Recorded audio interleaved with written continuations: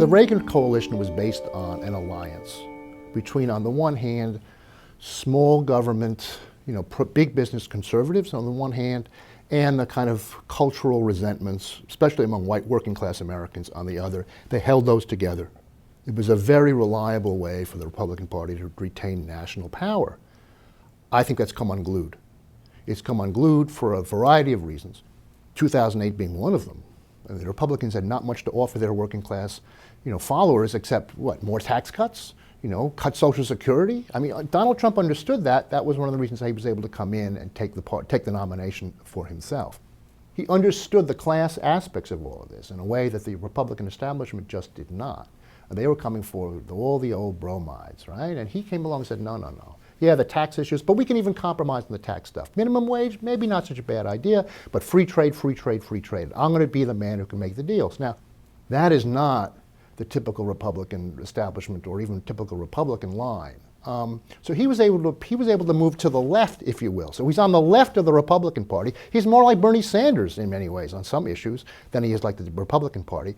At the same time, he's doing all the, the xenophobia, the racism, all of that. So where is the center to all of that? I don't know, which is really what makes him, I think, and this is where the Clinton people have to be very concerned, it makes him a very unpredictable candidate.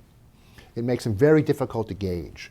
You kind of knew what you were getting with, certainly if Jeb Bush had gotten the nomination, or if Ted Cruz had gotten the nomination, two very different people, you kind of knew what was there.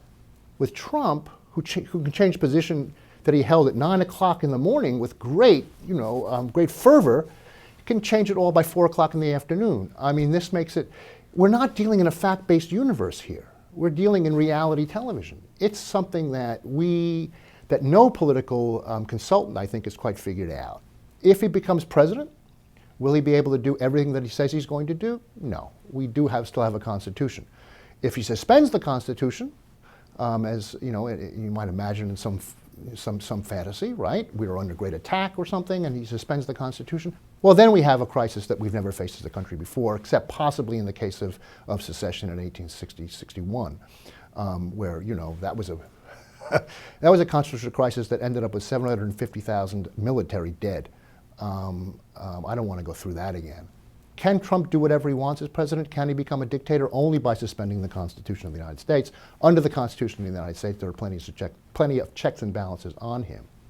Not as much as you might like, though. Within the military, he is commander-in-chief. So it would be a crisis presidency, yeah.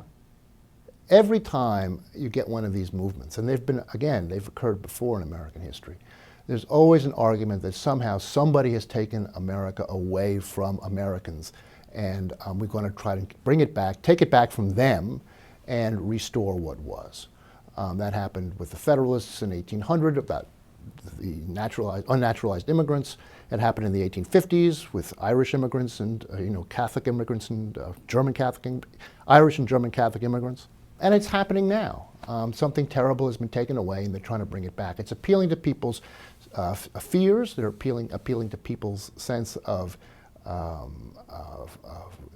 appealing to people's sense that they no longer count. It's appealing to people's sense of their resentments and grievances. But we've seen that before as well. I mean, there's nothing new about any of this. Interestingly, it's usually a sign, or it's been a sign, of a political party that's about to crack up. And that certainly happened in 1800. It happened in the 1850s.